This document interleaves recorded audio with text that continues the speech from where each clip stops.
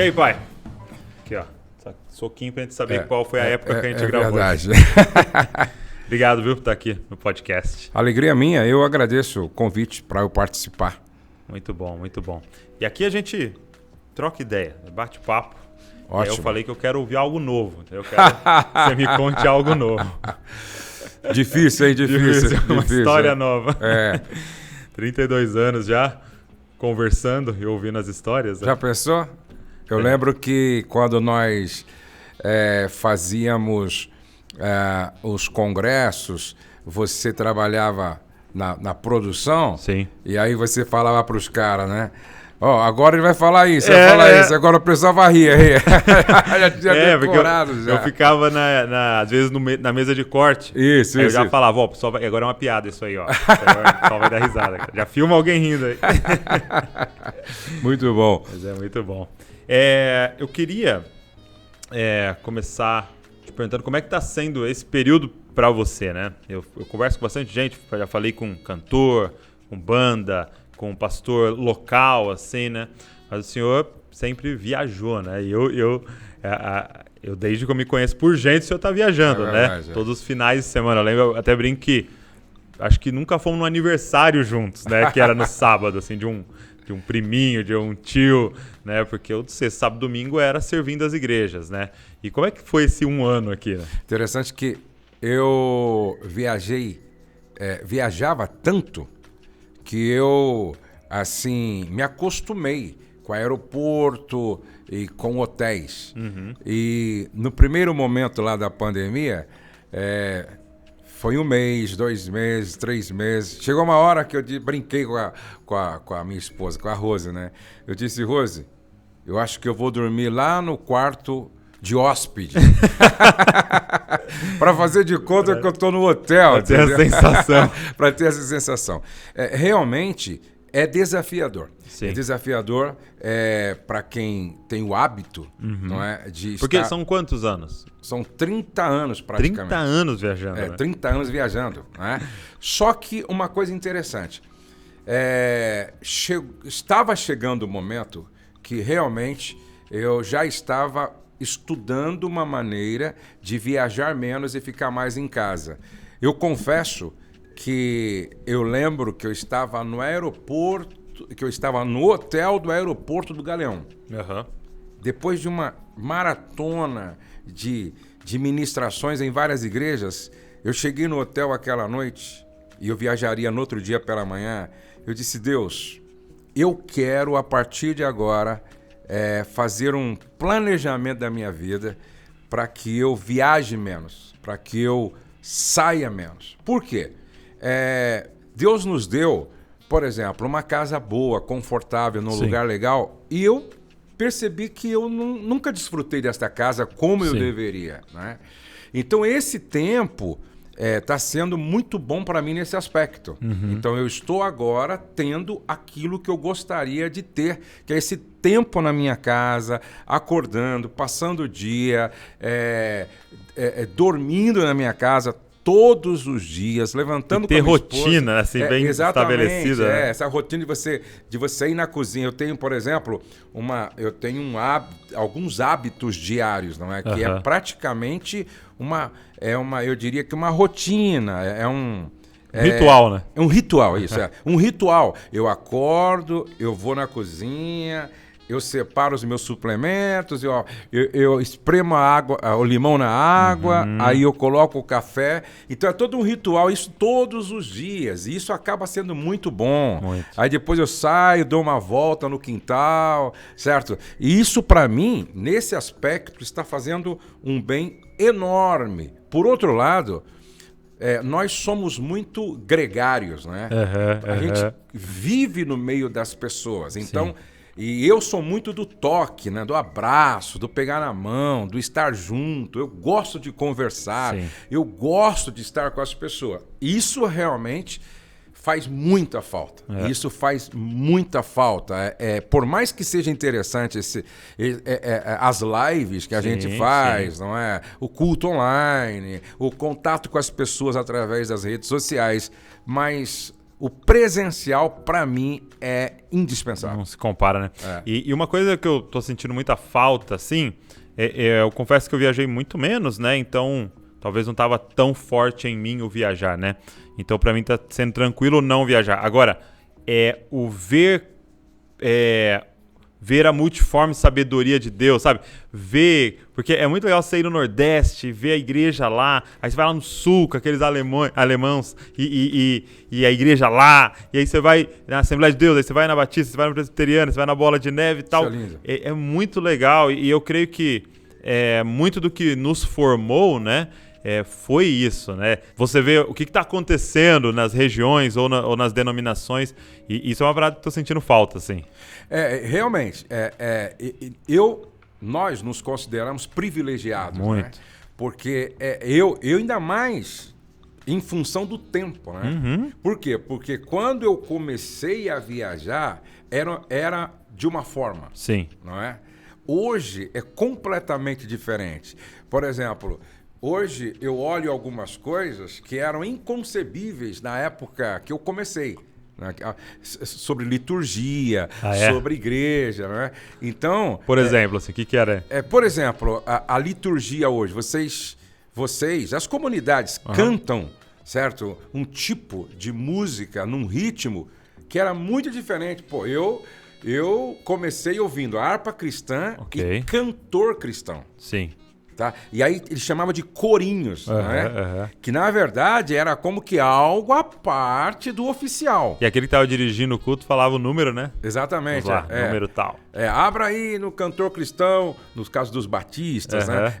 E nos assembleianos, a harpa cristã. Sim. E vamos cantar agora. Na verdade, em alguns lugares quase que eles canonizaram, não é? Sim. Aquelas músicas, aqueles louvores. E os corinhos era uma coisa à parte, entendeu? Sim. Que não era oficial, né? Hoje não. Hoje a gente percebe que há um louvor congregacional. Sim. E muitas vezes espontâneo, que eu acho maravilhoso. Legal, né? Então houve uma mudança drástica. Por isso que alguns pastores da antiga que não têm uma certa flexibilidade, entendeu? Para entender a mudança, até hoje eles ficam meio alheios, acham muito estranho. Eu não, eu fui me amoldando conforme o Espírito Santo foi trabalhando e trazendo uma nova realidade. Então é muito bonito isso. Então, mas como é que... O que o senhor acha? Por que o senhor tem isso? Da onde veio essa... Porque você pensar no seu pai, né? Talvez era alguém que não ia ter essa flexibilidade. Eu não cheguei a conhecer ele, mas pelo que você me conta, né? Ele era duro na queda ali. Duro. Então, assim, provavelmente ele não teria. Onde é que você acha que veio? Onde você aprendeu essa flexibilidade, essa facilidade de andar em vários ambientes? Quando eu comecei a sair do ambiente assembleiano, certo? Eu nunca aceitei que a liderança da Assembleia de Deus me colocasse dentro de uma caixa. Só pode ir aqui. Aceitei. Entendi. Entendeu? Eu sempre gostei de olhar para fora da minha denominação. Então, eu visitava a Quadrangular, as comunidades, eu ia em eventos da Igreja Batista, certo? E essas saídas que eu dava foi me ajudando, então, a entender que o Espírito Santo é o mesmo, trabalhando de formas diferentes. Sim. Certo? O Espírito Santo, como nós já ouvimos, ele é o vento que sopra onde quer. Aquela mensagem que você fez referência na mentoria, que nós ouvimos sobre o vento, é interessante que o vento não sopra na mesma direção em todos os lugares. Sim. E nem tampouco com a mesma intensidade. Certo? Tem lugar agora que o vento está soprando forte. E tem lugar que o vento está soprando mais ameno. Tem lugar que o vento está soprando uma direção. Então, eu entendi que esse mover do Espírito Santo, como o vento, ele sopra de forma diferente em denominações, em comunidades. E eu fui compreendendo e me abrindo para isso. Isso é muito Só para bom. você ter uma noção, logo no começo que eu comecei a visitar outras igrejas e até ministrar em outras igrejas, eu fui em Brasília.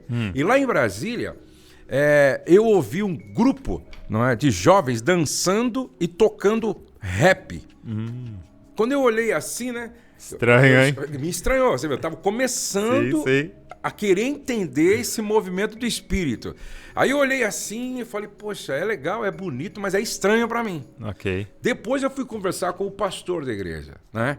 Aí o pastor começou a me contar quem aqueles rapazes eram, aonde eles estavam, drogados, muitos marginalizados, outros passaram pela prisão e eles foram ganhos através da música nesse ritmo. E Uau. hoje, os caras cheios do Espírito Santo, dando a vida no trabalho que eles estavam fazendo para Deus. Quando eu ouvi isso, eu falei, mudou. Entendeu?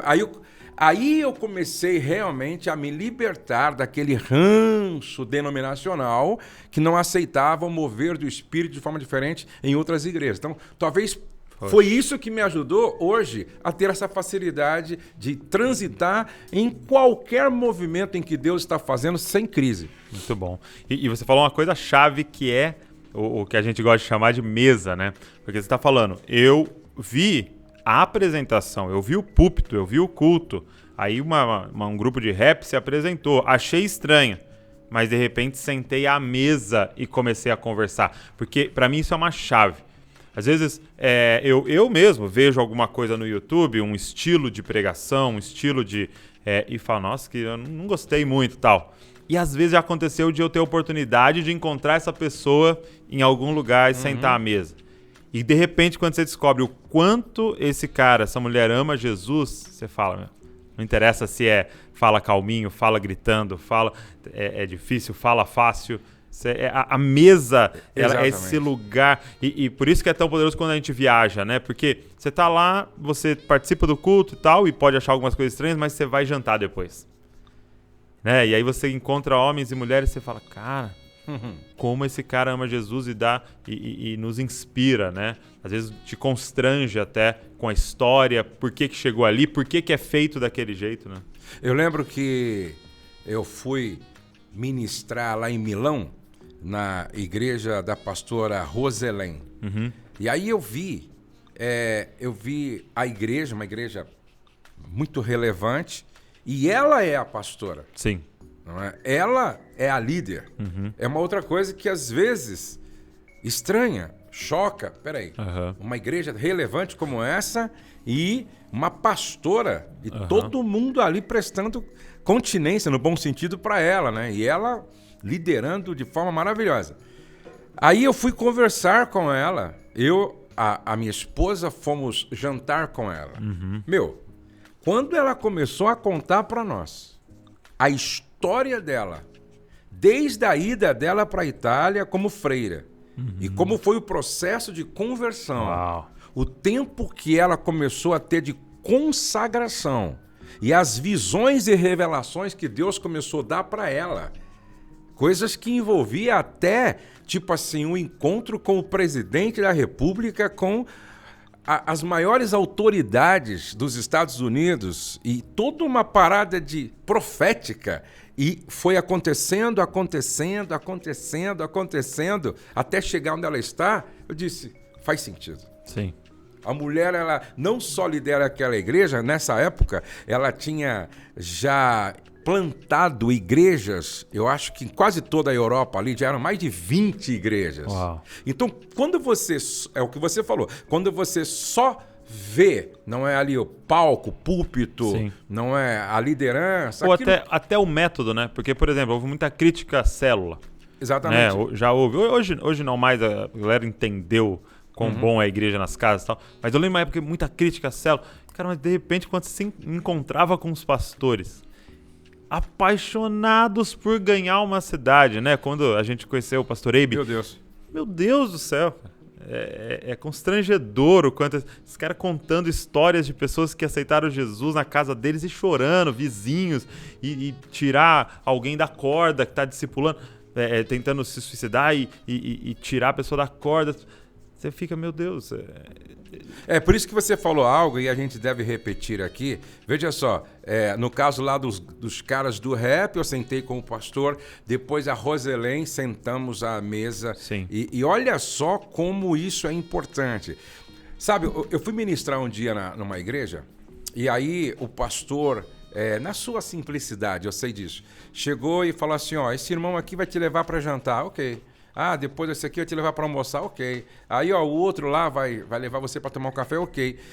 Nos 3 dias que eu fiquei lá, em nenhum momento ele sentou comigo à mesa. Uhum. E eu sou muito assim, não é? Para ajudar. Com muito amor e carinho, eu chamei ele assim, à parte. Eu disse, queridão, deixa eu dizer uma coisa para você. Eu gostaria muito de ter tido um tempo com você à mesa. Por quê, pastor? Ele pensou que estava fazendo certo.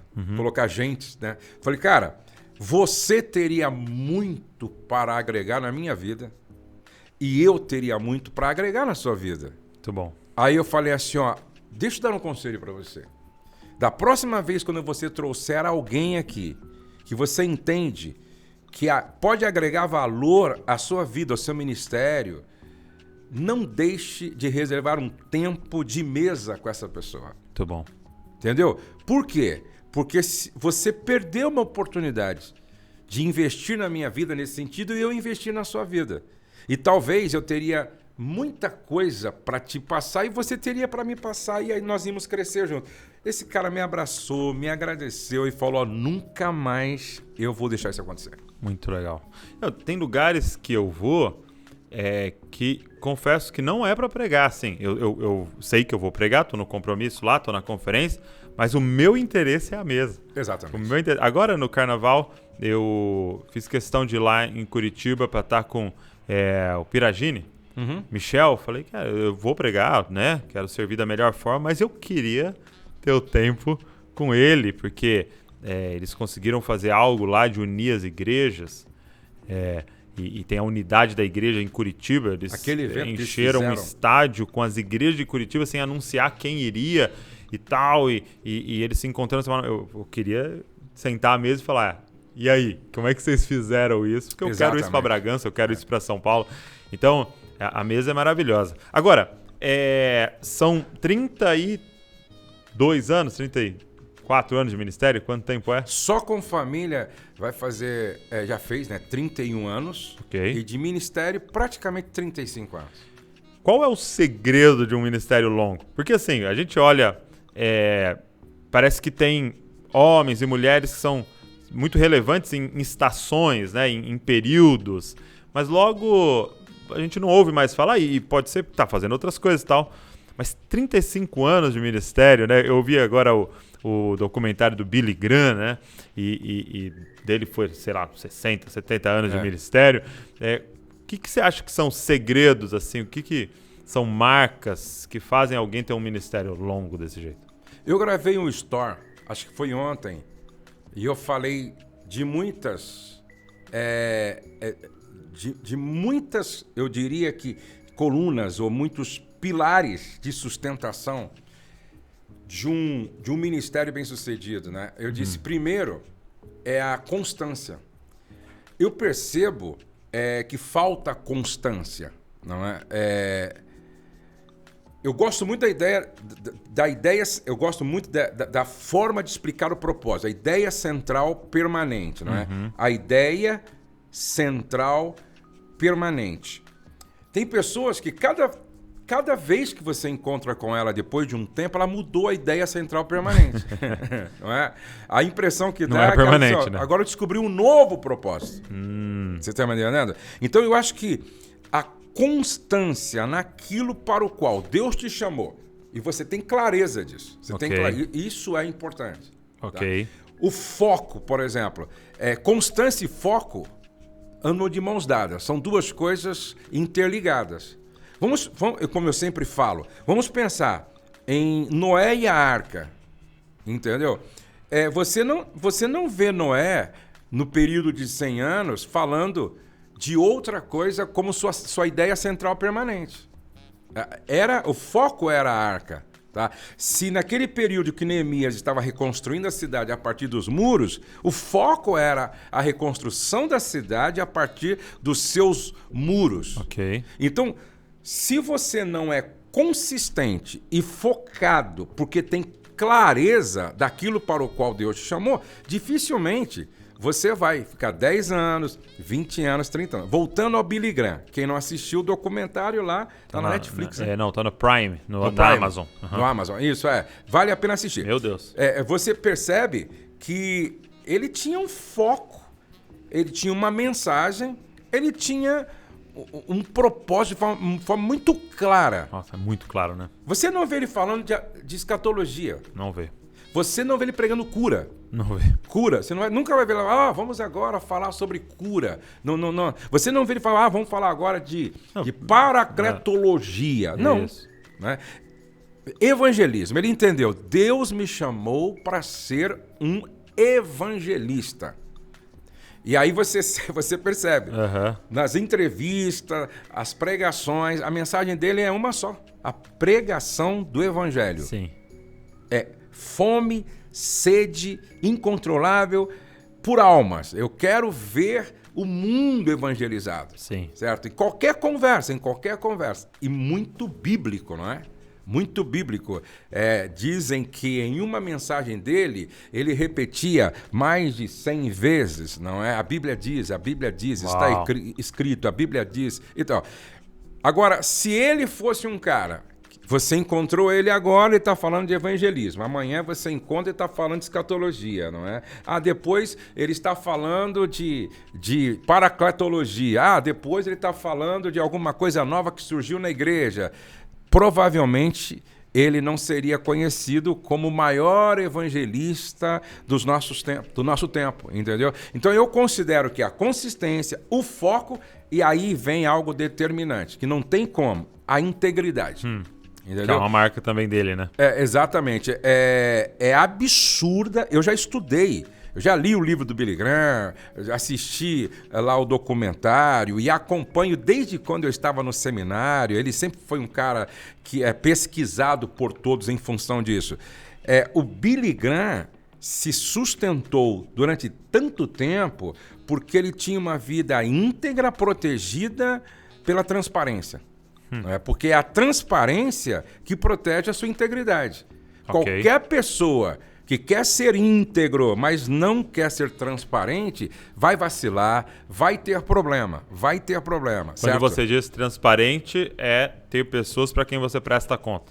Exatamente. Eu acho que tudo que você faz e que não é seu, principalmente quando não é seu, você tem que prestar contas, certo? E mesmo sendo seu, é bom você ter mentores que te orientem como você administrar até mesmo o que é seu. E o Billy Graham, pelo que me consta, ele levava muito a sério essa questão de prestação de contas, transparência. Ele queria realmente ter autoridade para pregar o evangelho, também através da sua integridade. É Sim. O que mais falta hoje no mundo. E eu vi que ele, eu acho que é na biografia dele que diz que eles tomaram 3 decisões. Eu não lembro a terceira, mas eu lembro 2. Que ele tinha um grupo, né, que liderava as cruzadas e tudo, né?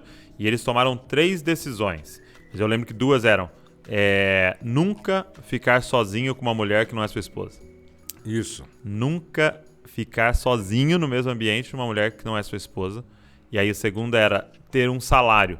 Então não importava quanto entrava na cruzada, quantas cruzadas eles fizessem, se ia entrar 1 milhão de doação ou 10 mil de doação, eles tinham um salário fixo deles, para que em nenhum momento aquilo tentasse, em nenhum momento eles decidissem baseado nisso. Aí eu não lembro agora o terceiro, mas era realmente para essa proteção da integridade, né? Então eu acho que se a pessoa realmente tiver clareza do seu chamado, ser constante, focado e íntegro, eu acredito que ela vai ter um ministério duradouro. Muito bom. Como é que foi o seu processo de conversão? Você é filho de pastor, mas você em algum momento teve um encontro com Jesus. Como é que foi? Você lembra? Olha, Você lembra o dia, assim? Eu não me lembro o dia, né? Mas na minha juventude eu tive muitas experiências com Deus, não é?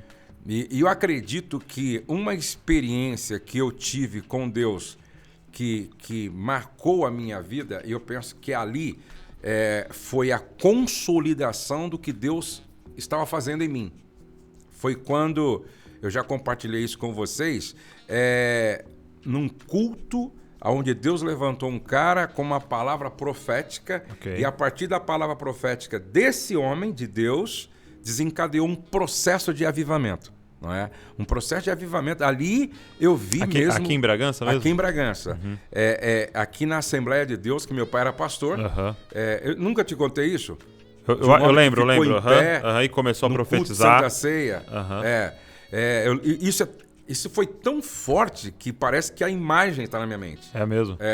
Todo mundo sentado, ele se levantou. Todo mundo sentado, ele dirigiu o coral. E aí ele era um homem muito espiritual, conectado com o céu 24 horas por dia. Dirigente do coral. Exatamente. Muito e ele olhava para uma pessoa, Deus revelava para ele. Raio-X. Os jovens fugiam dele. Os jovens... Não, tá chegando, olha, o irmão Joãozinho tá chegando, entendeu? O irmão Joãozinho era o nome? E ele transbordava amor.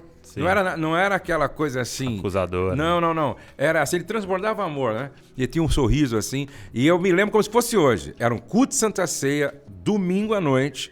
O coral ali, não sei se tinha cantado ou ia cantar. Ele ficou em pé. Levantou a mão assim e começou a entregar uma palavra profética.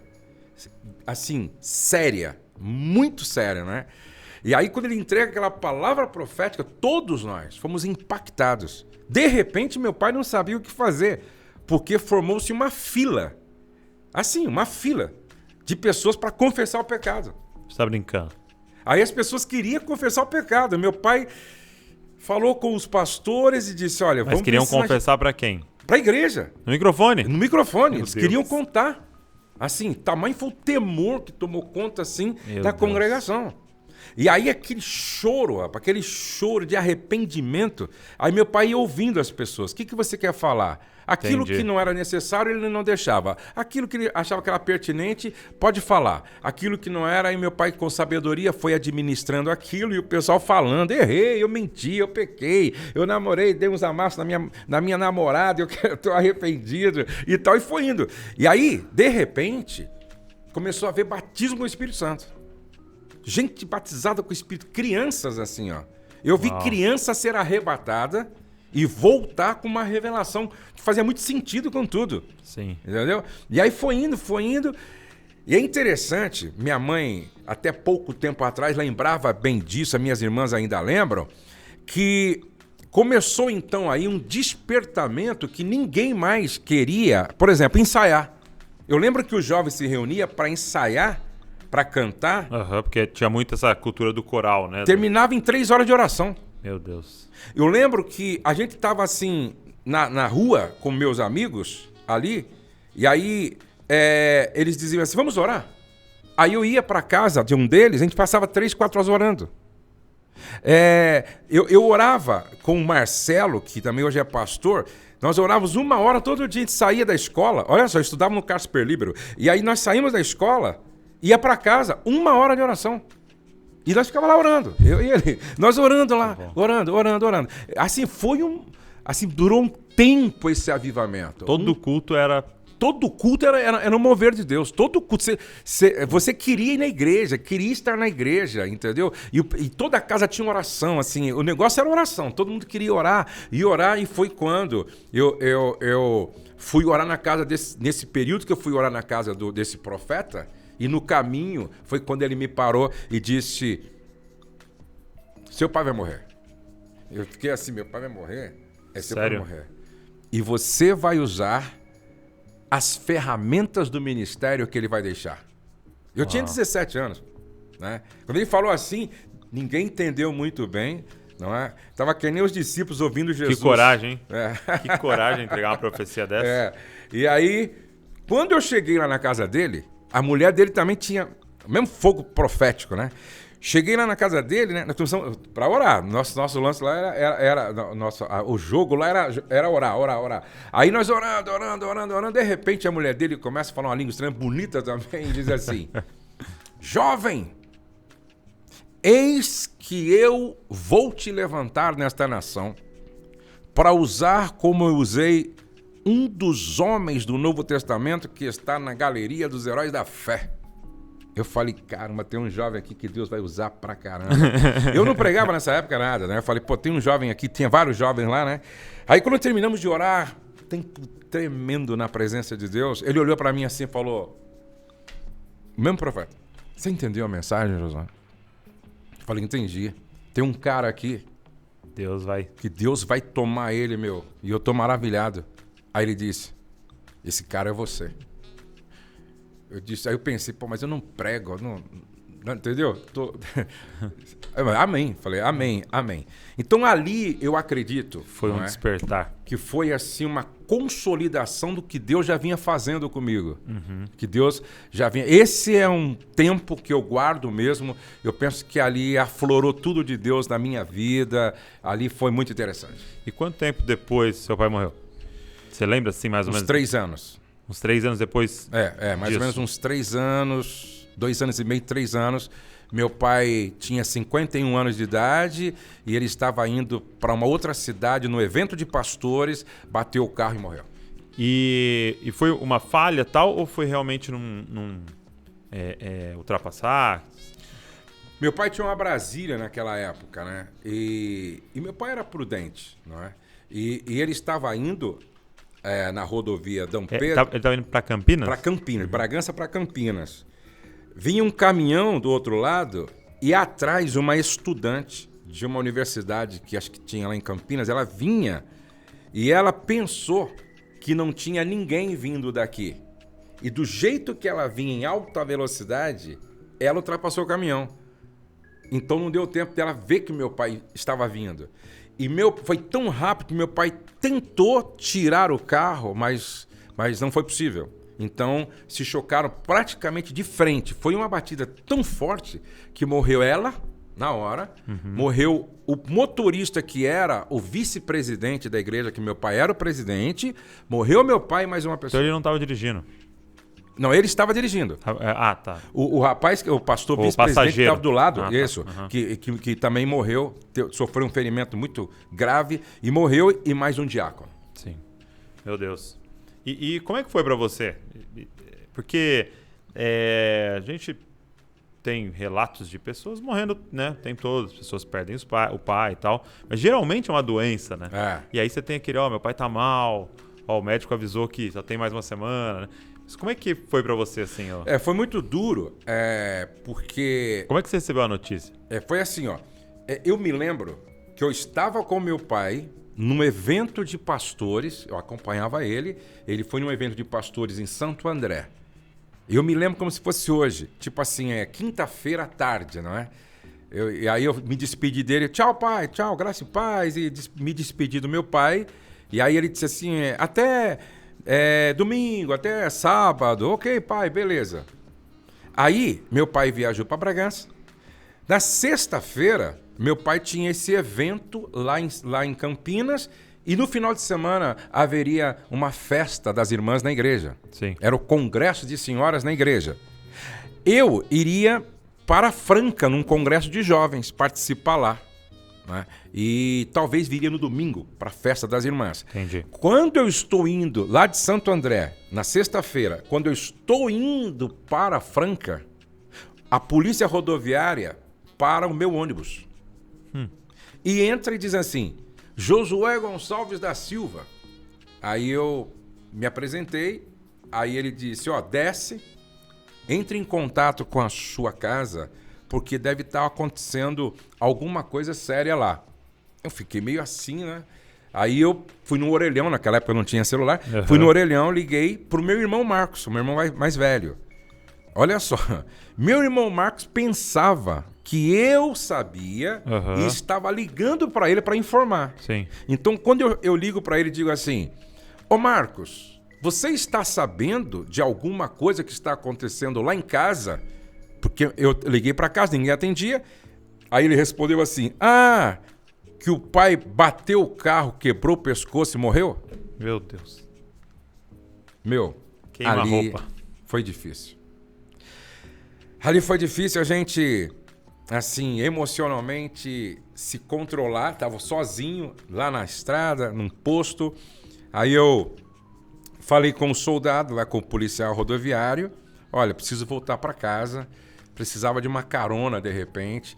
Aí ele parou um ônibus e falou, o senhor Josué precisa ir até a rodoviária de Campinas e aconteceu um fato na casa dele, explicou, o senhor pode levar? Ele falou, não, pode ir. Aí peguei esse ônibus e voltei para casa.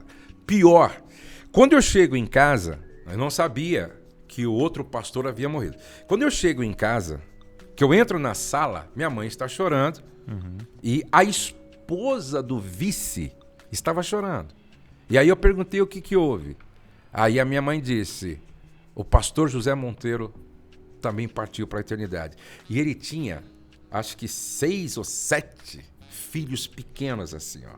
Aquilo me doeu mais do que a morte do meu pai. É mesmo, aquela cena. Quando eu olhei aquelas crianças, todas chorando a morte do pai, ali realmente eu fiquei assim, meu Deus, transtornado, não é? Mas como eu era assim, o mais, eu diria, espiritualmente maduro, eu precisei ser, naquela hora, como ali, que a coluna da minha família. Então, por exemplo, eu não chorei até o momento que eu dei a última palavra, não é? Porque eu fui o último a falar no velório do meu pai. Até ali eu não tinha praticamente chorado, assim, me segurando. Mas ali eu chorei e daí eu não chorei também muito, né, no sepultamento. Porém, depois que sepultamos meu pai, me lembro como se fosse hoje, meu pai tinha o mesmo lugar que ele sentava para orar. E ele orava, ele sempre orava, ele gostava de ele orar para comer e tal.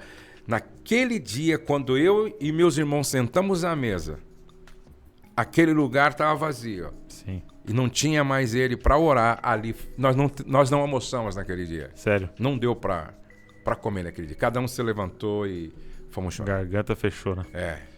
É. Eu imagino a dor, porque isso, né, você também é 10 irmãos, 9 irmãos e irmãs, exatamente, né? Um grupo grande ali também, uma família, e agora a avó, né? Sua mãe, exatamente, sozinha, com esses filhos, né? E é um grande desafio, mas é aí que está a soberania de Deus em tudo isso, né? O dia em que Deus escolheu, né? Exatamente. O dia em que Deus decidiu. Eu não sei se foi minha mãe que orou, perguntando para Deus, Deus, eu não vou questionar a sua soberania, o Senhor está no controle de todas as coisas, o que o Senhor faz é sempre o melhor para todos, mas aqui entre nós, por que o Senhor levou meu esposo tão cedo assim? Segundo ela, Deus falou para ela, eu recolhi o seu marido para nós dois ganharmos. Porque se eu não recolho ele nesse tempo, nós dois poderíamos perdê-lo. Então a gente precisa entender. Não sabe, né? Deus sabe o que faz. Eu acho muito lindo quando a avó Marina, né? Ela conta de ela chorando e uma mulher de oração, de muito até hoje, né? Ela chorando e orando, e ela disse que Deus falou com ela uma palavra, né? Eu sou o seu marido. Exatamente. No versículo, eu sou o marido das viúvas, né? E ela falou que sempre mostra isso pra gente quando a gente vai lá. Aquilo consolou ela de tal forma que acabou. Ela eu sou casado com Deus. Tanto que ela não casou mais, né? Exatamente. Ela era muito jovem, ela poderia ter casado novamente, exatamente, ela não casou mais e dedicou a vida dela ao Senhor. Uma outra coisa bonita também que perguntaram para ela por que ela não casou, né? Uhum. Ela disse assim, olha, eu tive um casamento tão bonito e eu tive um marido tão extraordinário que foi suficiente. Uau. Muito bom. Como é que foi crescer numa casa que tem 10 irmãos? 10 bocas. É muito interessante. Como é que é? Porque assim, tem eu e a Letícia por muito tempo, né? Eu tinha 9 anos, veio o Pedro, né? Então 3 ali, por um período 2, 3, é uma tensão muito grande, né? Tipo, você não tá falando com a Letícia, você tá falando aqui comigo, né? Não tá falando ali com o Pedro, então é muito tranquilo. Agora, como é que é 10? É interessante que você nem percebe, né? Você não sabe, né? Você nem percebe. Mas meu pai, por exemplo, ele sempre foi muito comprometido com as coisas de Deus. Né? Sim. Sempre muito comprometido. Então, o que ele fazia? Ele levava todo mundo para a igreja. entendeu? Ok. Então nós crescemos nesse ambiente de igreja, um cuidando do outro. Ah, ok. Entendeu? Ó, eu cuido de você, Jonas, você cuida do Paulo, então o Marcos cuida de mim, a Vera cuida mais ou menos Você é de um discipulado, todos um né? pouco, então é meio que um discipulado, entendeu? E na hora da reunião em casa, todo mundo junto, que agora o pai vai falar pra gente, entendeu? Então, e era muito interessante, até porque na nossa época não era como hoje. Eu penso que naquela época não era tão perigoso como hoje em todos os aspectos. Verdade. Né? Porque qual que era a nossa brincadeira naquela época? Brincar no rio. Não é? rua, Qual que era a nossa brincadeira? Brincar na rua, fazendo carrinho de rolemã. Nós não tínhamos o acesso que os nossos filhos e as nossas crianças têm hoje de informação. Nós não tínhamos esse aparato tecnológico que, para mim, é danoso, até porque não desenvolve esse lado criativo das crianças, como naquela época eu acho que desenvolvia, porque você tinha que fazer o seu carrinho. Você tinha que fazer aquilo que você ia brincar. Hoje não, vem tudo pronto, né? Sim. Hoje você vai, dependendo do mercado, da loja, você compra tudo pronto e a internet facilita isso também. Naquela época não, nós tínhamos que produzir os nossos próprios brinquedos. Então essa é a nossa vida. Por isso que a gente não percebeu muito nem o tempo passar, entendeu? E é engraçado que você não ouvia, lógico que os diagnósticos vão melhorando e tal, mas a gente não ouvia a parada da ansiedade, da depressão, né? Porque não dava tempo de ter ansiedade, Não depressão dava. dormindo com 10 anos. Não dava, rapaz, não dava. Era tanta coisa pra você ver e pra resolver, entendeu? Que não tinha. É que nem outro dia... Dormia tipo quantos no quarto, assim? Rapaz, Você eu lembra, acho que assim? tinha quarto, dormia uns 4. É, dormia uns 4, 5, né? com beliche, no chão. Já e acorda, tal. pisa nenhum, né? Exatamente, era uma confusão santa, né? Eu lembro que aqui em Bragança Paulista, a nossa casa, realmente, ela tinha 2 beliches assim nas 2 paredes e uma cama no meio. Outro dia eu estava ouvindo, você falou que essa coisa da ansiedade, eu estava ouvindo a Dona Marlene falar, né? Ela falou, gente, hoje tem depressão, ansiedade, é porque falta tanque para as mulheres. Falta tanque para as mulheres, entendeu? É que nem eu ouvi uma sexóloga que estava falando assim, né? O que a senhora acha de um marido que quer ter, às vezes, 2, 3 relações sexuais por dia? Ela disse, tá faltando boleto para ele pagar. Tá faltando serviço para ele fazer. Um quintal para ele carpinar. Um quintal para ele carpir, exatamente. Então era assim, era uma vida bastante agitada, entendeu? E que a gente nem percebia, entendeu? E os pais também, naquela época, é que minha mãe falava pra gente, olha, não, você cuida do seu irmão cuida do outro irmão, e assim vocês vão tocando a vida. Muito bom. E depois que ele faleceu, você se envolveu mais com a igreja? É muito comum, né, acontecer, lógico que você era muito novo, né, mas assim, é muito comum do filho assumir junto ali. Como é que foi depois, assim, a Assembleia de Deus, e como é que foi o processo? É interessante que quando meu pai morreu, ele era o pastor-presidente da nossa denominação na cidade. Ok. E respondia para uma outra igreja lá em Santo André, que o pastor-presidente era o grande supervisor. Então ele que decidia quando acontecia um fato como esse. O que ocorre é que, infelizmente, a política também atrapalha a igreja. Atrapalha a igreja. Alguns pastores, quando meu pai morreu, achavam que a nossa igreja tinha um potencial, inclusive financeiro, muito grande. Muito grande. Então aí vários queriam vir para cá. Entendi. Ficar no lugar do meu pai.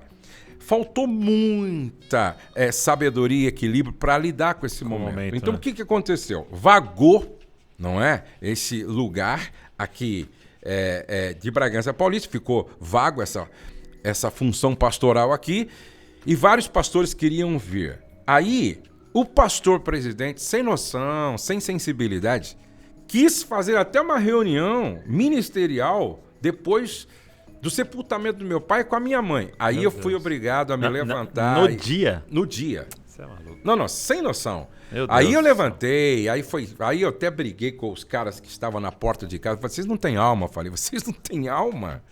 Meu pai acabou de ser sepultado. Vocês não têm alma, não é possível, não é? Beleza. O que aconteceu? A partir daí, rolou um estresse, principalmente eu, que tinha uma noção do que estava acontecendo, não deixei minha mãe participar. Aí eles, eles não, naquela época, infelizmente, não pagaram o sepultamento do meu pai. Nós tínhamos que vender um carro para pagar o sepultamento. Pediram a casa, que era a casa pastoral da igreja. Pediram a casa, depois de 45 dias. Minha mãe teve que voltar para Santo André, pagando aluguel, usando o recurso de um seguro que o meu pai tinha feito. Meu pai morreu, o Bradesco pagou aquele seguro para minha mãe. E aí começou uma grande batalha, não é? Uma viúva de um pastor vivendo sem ser apoiada pela igreja. Por causa desta falta de habilidade da liderança em lidar com essa questão, toda a minha família ficou muito abatida. Eu, por exemplo, passei um período sem ir na igreja. Você foi ferido ali. Não, eu realmente estava assim, para mim tudo havia perdido a graça, o sentido, até que a minha mãe estava numa feira e encontrou um pastor chamado João da Silva Gonçalves. Uhum. Não conhecia esse homem. Ela conhecia, e ele conhecia minha mãe, mas eu nunca tinha visto esse homem. Aí ela contou a história pro pastor João, e aí ele disse assim, aí ela disse, faça uma visita pro meu filho. Pô, meu filho tem ministério, meu filho tem um chamado lindo e tal, meu filho tá muito triste, faça uma visita. Eu já estava casado nessa época, e ele, recém-casado, e ele foi lá em casa. Eu lembro como se fosse hoje, ele entrou na nossa cozinha e ele era gago. Ele era gago? Gago, ele era gago, E aí ele conversando com a gente e tal, e foi falando, muito amor, foi falando, e meu filho, você vai voltar para casa. E aí marcou, domingo eu quero você lá na nossa igreja. E ele nos amou tanto que eu fui. Né? E eu me lembro que eu fui e disse assim, eu quero voltar para Jesus. Eu quero voltar a estar na igreja. Sim. Na verdade, a gente nunca sai, não é? Sim, sim. Não tem como, né? Mas eu quero reativar minha fé, não é? Aí, só que eu não quero me envolver com mais nada. Eu falei, eu tô tão chateado, entristecido, decepcionado, frustrado. Isso é tudo falso. Isso aí, Aí eu comecei, só que é interessante. Não tem como, não tem como. Eu comecei, eu voltei para a igreja, voltei para a comunhão, voltei a tomar Santa Ceia. De repente, eu falei, Rodi, a gente podia ajudar na escola dominical. Eu estou vendo os irmãos lá com tanta dificuldade. Daqui a pouco eu já estava dando aula na escola dominical. Aí, eu sempre fui muito criativo, né? Aí daqui a pouco o pastor Campassi, Josué, você não quer ajudar na superintendência da escola dominical? Daqui a pouco eu já estava liderando a escola dominical. Né? Aí, tal, legal, daqui a pouco ele... Você não quer dar uma força pra gente nos jovens? Daqui a pouco eu já estava lá no jovem. Até que aquela história que eu sempre conto da visão. Conta pra galera que essa é muito legal. Eu me lembro que eu estava lá... Foi o pastor Campassi mesmo. Oi? Foi o pastor Antônio Campassi. Eu estava lá sem querer me envolver muito ainda, meio assim receoso, ajudando, mas com o pé atrás, quando o pastor Antônio Campassi foi na minha casa um dia. Aí ele chegou e disse assim, olha, eu vim contar uma visão que eu tive com você. Eu estava orando, esse cara de muita oração, estava orando, e de repente eu passei por uma madorma, e eu vi uma árvore incandescente, uma árvore cheia de luz, e essa árvore foi crescendo, e cobriu Santo André, São Caetano, São Bernardo, foi cobrindo, e eu percebi que daqui a pouco cobriu praticamente o Brasil, porque minha vista não alcançava mais. E eu perguntei para Deus. Deus, que é isso? E ele contando para mim. Deus falou comigo, Josué. O que ele falou? Falou que essa árvore é o seu ministério. Uau. E Deus deixou claro para mim. Esse é o ministério de Josué. Chama ele, coloca ele ao seu lado, derrama a sua vida na vida dele, porque eu vou usá-lo para louvor e glória do meu nome. E eu não era nem diácono nessa época. Eu ouvi aquilo, falei, pô, que bênção, Campassi. Que bom, fico feliz em saber. Aí ele disse, então vem comigo. Eu falei, eu aceito. Ele fez um papel de Barnabé ali. Exatamente. É interessante que ele ia no rádio, ele me levava. Chegava lá e falava pro cara que convidou, não, é o Josué que prega. Aí eu pregava. Ele era o convidado. Ele era convidado para pregar. Aí ele ia num congresso, ele chegava, não, meu, quem prega é o Josué, cara. Um formador de heróis. Formador de heróis. Aí eu pregava, entendeu? Aí eu ia numa outra igreja, acompanhando ele. Aí, não, hoje você vai dar estudo. Eu disse, pô, não, você, cara, você é o Se cara. vira. Só sei que ele fez isso comigo assim muito. Fez muito. Até hoje, quando a gente se encontra, Sim. Ele conta e dá risada. Ele é conta e dá risada, entendeu? E ele sempre, E aí, hoje, quando ele me vê, ele chora. Ele fala, cara, que lindo que Deus fez. Que lindo que Deus fez, que lindo. Então, isso marcou a minha vida, porque veio para validar. Porque eu já tinha ouvido algumas profecias, não é? Quando eu era adolescente, lembra lá que o seu pai vai morrer? Aquela foi uma. Sim. Depois teve uma outra, que um cara veio da África, e eu estava no congresso. Ele me chama, ele desenha meu ministério, entendeu? E eu fui guardando aquilo. Sim. Então veio essa profecia do Campasso, você vai lembrando, né? Você vai lembrando, fala, peraí, tem toda uma conexão naquilo que... Por isso que se Deus tem falado com você, entendeu? Guarde isso. Sim. Guarde, porque a seu tempo as coisas vão se conectando e ficando muito claras. E é lindo. Então, quando você exerce o ministério com essa certeza de que não foi da sua cabeça. Sim. Entendeu? Foi Deus que já estava desenhando isso desde há muito tempo. Porque ministério você precisa ser chamado, né? Uhum. Você não tem como se enviar. Exatamente. Você precisa ser chamado, né? Então é aguardar esse momento em que Deus te chama para isso. Até porque o cara que se auto-envia, ele tem que se autossustentar. Exatamente. Isso é terrível.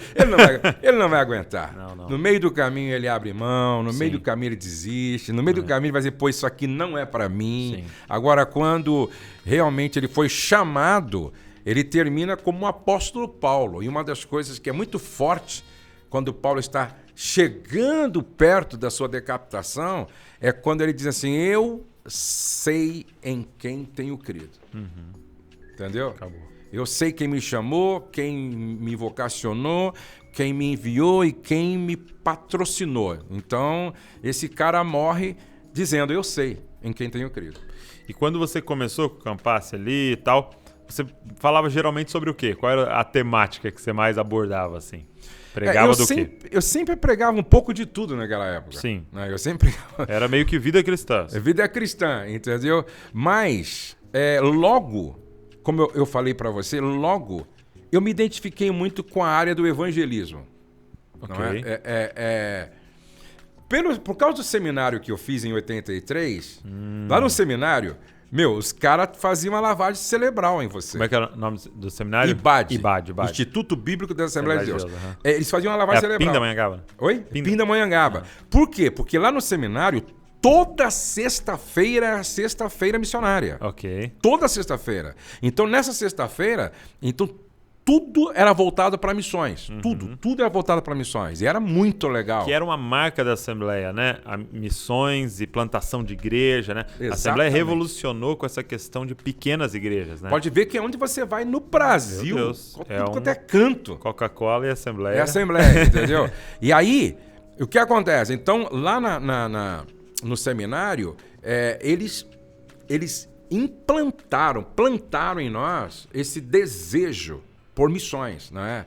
Então, tinha aula de evangelismo, toda sexta-feira era a noite lá missionária, onde se falava a biografia de missionários, estatística missionária, aí tinha oração missionária, e tinha um cara que era chamado sempre para pregar uma mensagem sobre missões. Então, aquilo acendeu no meu coração, e eu comecei a fazer seminário. Até ontem eu estava olhando a minha apostila. Sério? Do SEI, Seminário de Evangelismo ID. Né?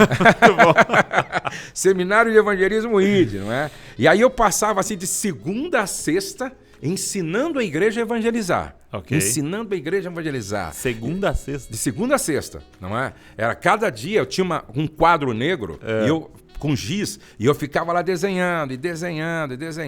Segunda a sexta, falando sobre evangelismo, missões, evangelismo, e no sábado e domingo era a prática. Ok. cada um tinha que trazer 5, 10 ou 20 pessoas não crentes. Não é? E aí, nós ganhamos muitas pessoas para Jesus e esse fogo se acendeu. Até hoje, quando eu vou em alguns lugares, tem pessoas que falam, olha, eu fiz o SEI. É mesmo? Olha, eu me converti lá naquele dia em Mauá, entendeu?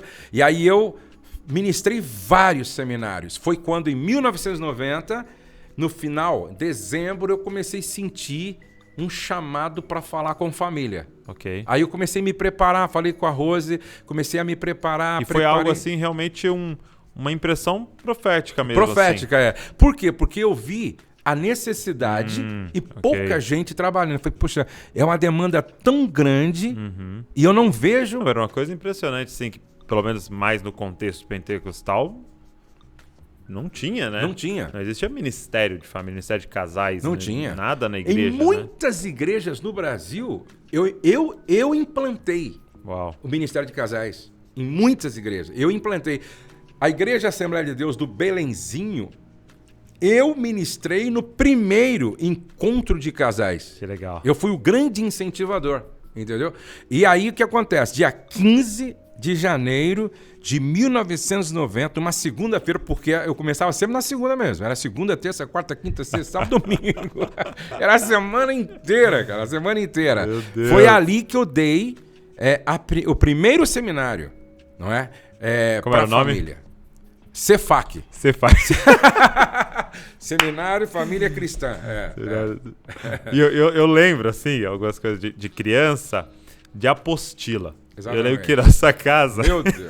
Uma casa de apostilas. Muita apostila. Porque eu lembro da mãe colocando ou numa mesa, ou às vezes na cama mesmo, assim, porque era a página 1, a página 2, e era Xerox, né? Xerox. Então tiro tanto de Xerox da página 1, tanto de Xerox da página 2, a 3, aí ela pegando. Não, era a 2, era a 3, a 4, a absurdo. 5, a 6, a 10, tal, juntava, grampeava, ou colocava... Isso, aí espiral. eu falei, não vamos grampear mais, agora vamos colocar aquele espiral. Não é? Espiral, Espiral e tal. Aí eu comprei uma máquina de furar. E a Eu mãe lembro ter trabalhou furado demais. bastante também, eu lembro. Meu Deus, por isso que hoje o que eu posso fazer pela minha esposa eu faço porque o que ela trabalhou, meu Deus.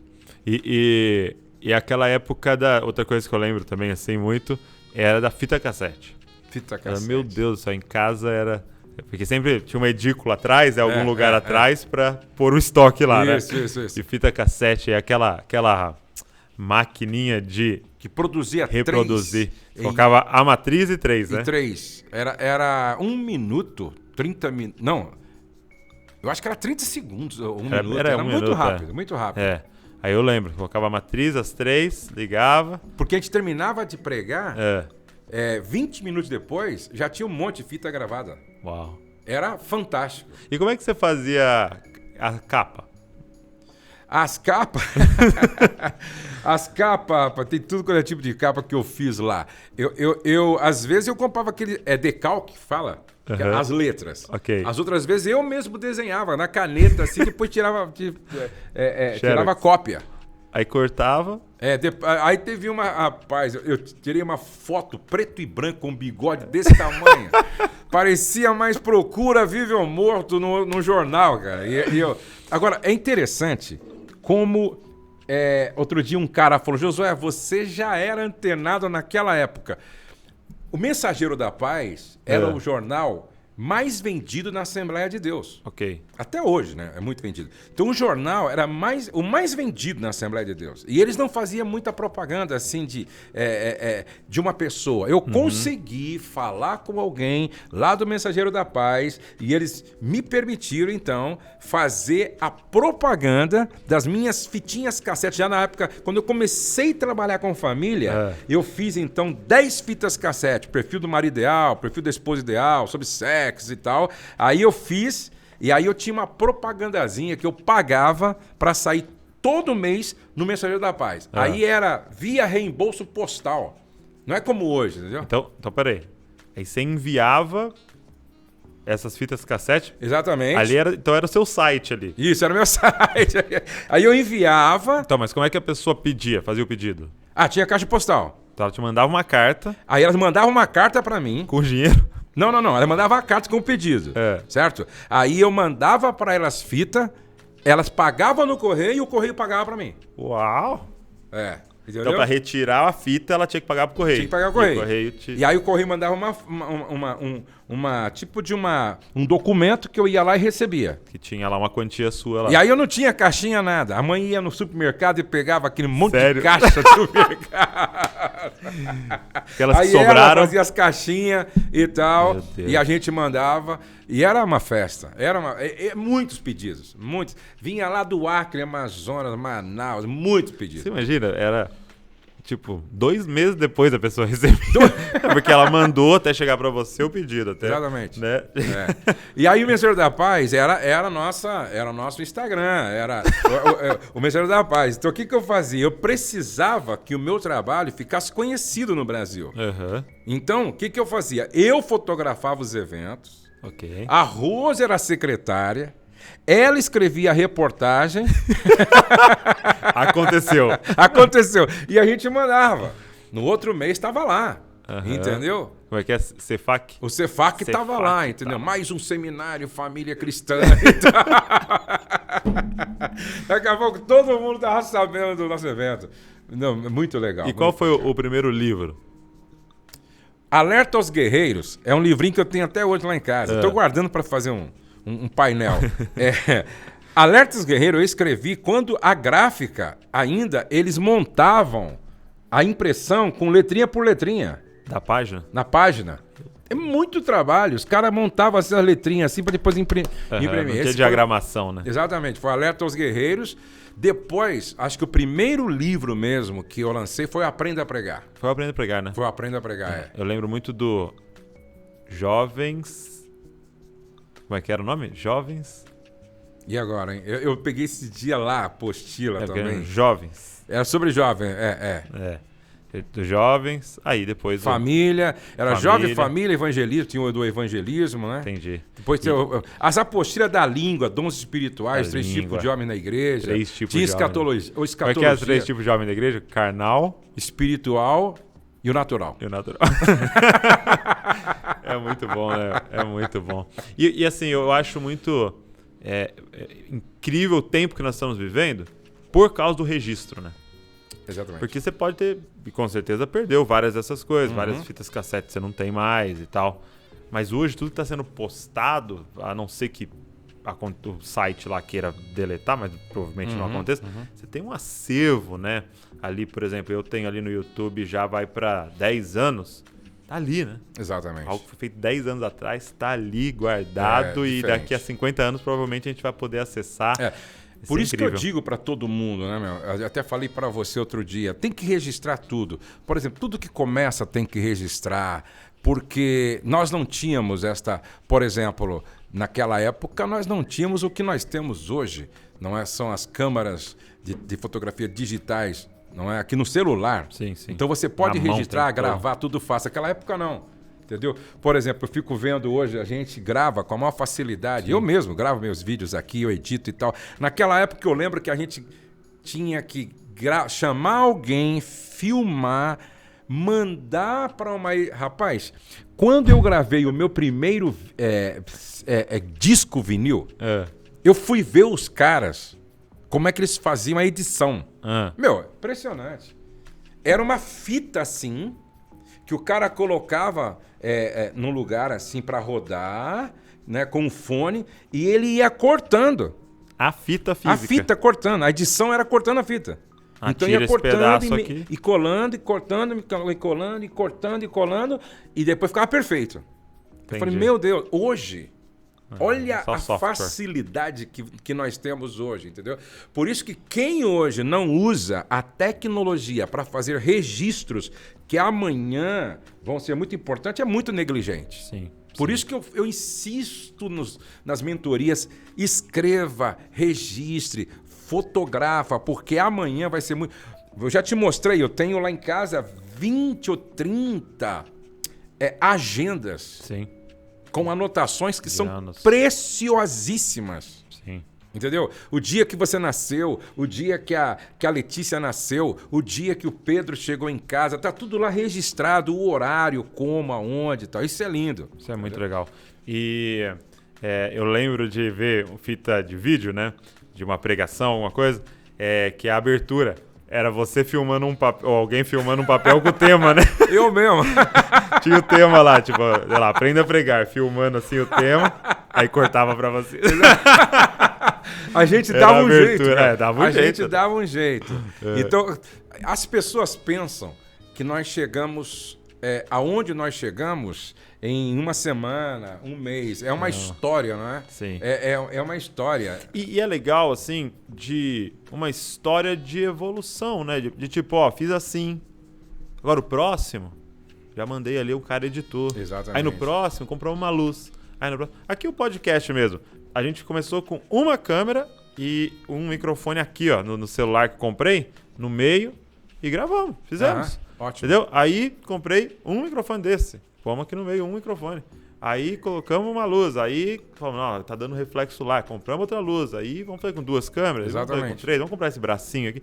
Então, é uma evolução. Uma evolução. Pra você, eu acho que um erro que as pessoas cometem, às vezes, é se comparar a alguém. Às vezes o senhor lá no início fala assim, olha o Jimmy Swaggart, olha o Billy Graham, olha o programa de televisão, não sei o quê. E frustra se você fizer isso.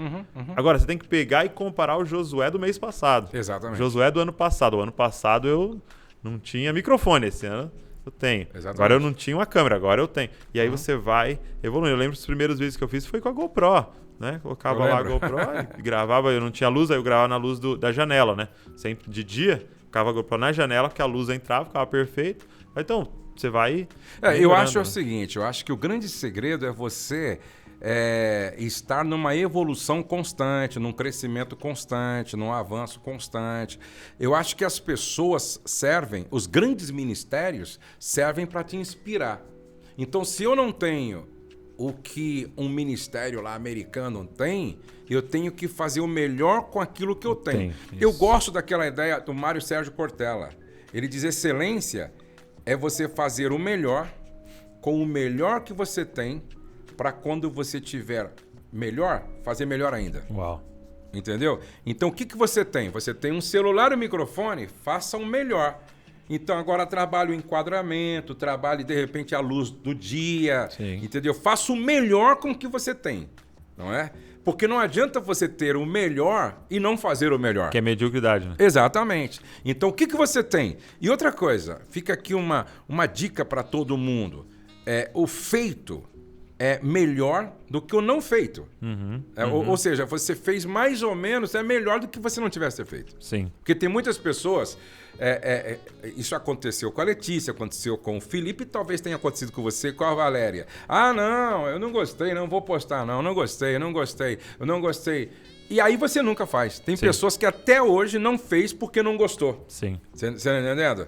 Então sempre vai ter alguém que vai gostar. Não, e coloca e faz melhor no próximo. No próximo, exatamente. E vai fazendo, até que daqui a pouco você vai chegar a um nível de excelência que vai inspirar tanta gente. Muito bom. Espero que você que esteja aqui nos ouvindo, nos assistindo, tenha sido inspirado por esse papo, por uma coisa: começar e ser constante e ter um ministério, um serviço para o corpo de Cristo de muitos e muitos anos, e que você também possa inspirar muitas pessoas. Obrigado por esse tempo aqui. Prazer grande. Obrigado por Deus ter abençoe, participado. que Deus continue te prosperando. Amém. Deus continue te usando também poderosamente essa nação, tocando as famílias, os casamentos aí. Amém. Glória a Deus. E você que nos ouviu, nos assistiu, obrigado por esse tempo aqui. Vou deixar todos os canais aqui do Família Debaixo da Graça, do Amo Família, do Josué Gonçalves, para você seguir tudo aí. Deus abençoe você e não se esqueça, você é uma cópia de Jesus. Valeu.